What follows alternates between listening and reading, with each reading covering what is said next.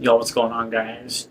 Ceiling Fans, welcome back to the video. And today, so I know some people might go after me, or some people might not believe me when I talk about this, but this is why I highly recommend not running your fan or with a missing blade, or finding ways to throw it off balance so much.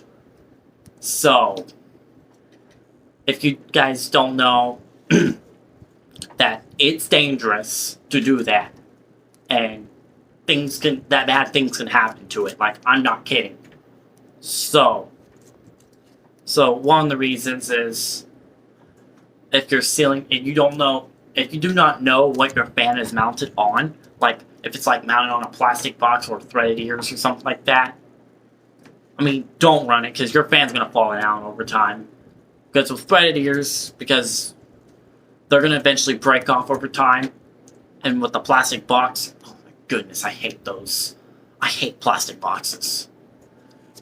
Trust me, that's really bad.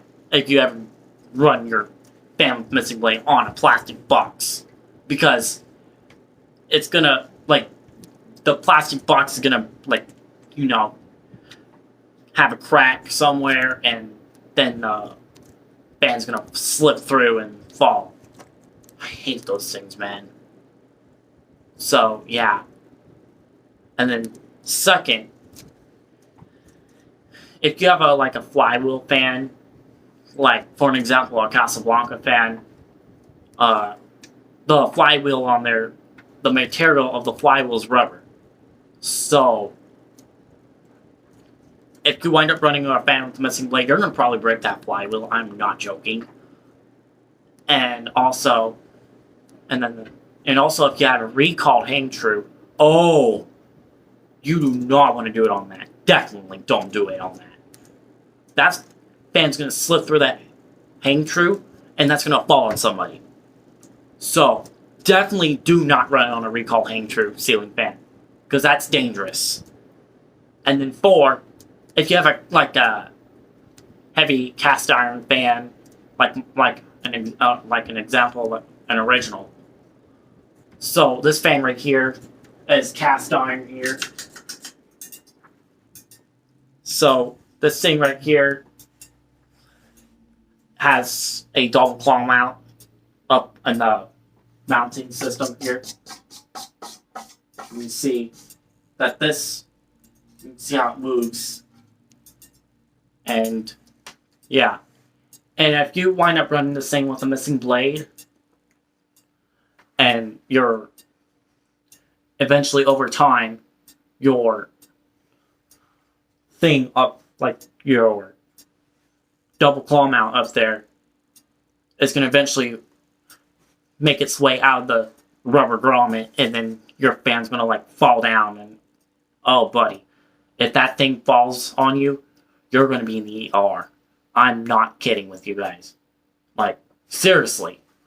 Like, if this were to fall on me right now, I'd been in the hospital right now, and I've been having to be rushed to the hospital. But I know this thing's not going to fall off because I'm not being stupid here. So, yeah. And, yeah. And then another reason, if you have a hugger fan, as an example.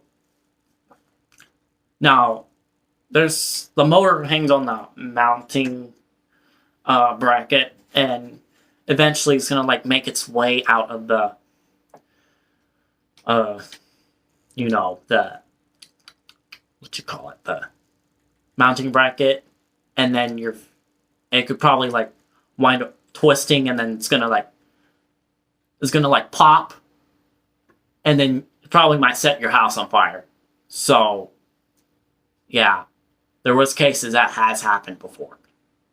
So yeah, even if you have a busted fan blade, just don't turn the fan on, because unless you're gonna get replacement blade arms and blades. But other than that, do not turn that fan on, because seriously, gotta make sure it has all the blades on it before you even turn that fan on. So, yeah. So, I mean, back then when the Chatham, the blade on the Chatham broke off, I didn't want to turn it on, so I just replaced the blade arms on there. So yeah, but other than that, that is pretty much on what I'd be talking about. Oh yeah, one more thing. If you have a socket fan like a socket fan and you run that with the missing blade, that's gonna break that whole thing. That's gonna break it instantly and throw it off balance so bad. Trust me, I'm not kidding. And eventually it's gonna mess something up inside of there, and or it can break up. It can break your socket, and your fan's gonna fall, and it's gonna like break. And I don't think it would be usable anymore. So yeah, but that's all I'm gonna be talking about in this video. So thanks for watching, and stay tuned for videos.